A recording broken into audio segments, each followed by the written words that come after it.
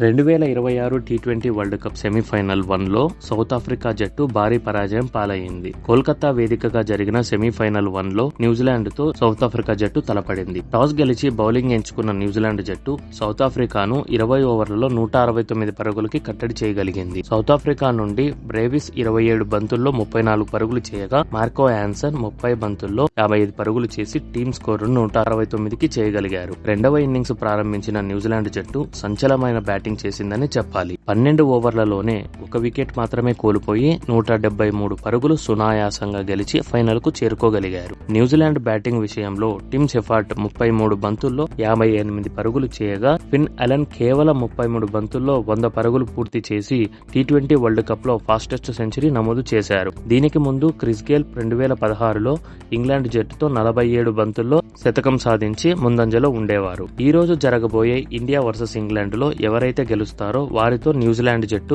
ఈ ఆదివారం అహ్మదాబాద్ స్టేడియంలో ఫైనల్ ఆడనుంది. South Africa versus New Zealand match లో ఒక క్యాచ్ మాత్రం ఇంటర్నెట్ లో వైరల్ గా మారింది. రచిన్ రవీంద్ర వేసిన బంతికి ఆడిన్ మార్కరం షాట్ కొట్టడంతో అది మిస్ టైం అవ్వడంతో డారెల్ మిచెల్ కు చేతికి క్యాచ్ గా మారింది. కానీ ఈ క్యాచ్ ను అవుట్ ఇవ్వడంతో థర్డ్ అంపైర్ మీద కొంతమంది క్రికెట్ అభిమానులు తప్పుపడుతున్నారు. ఇది అవుట్ అంటారా, నాట్ అవుట్ అంటారా?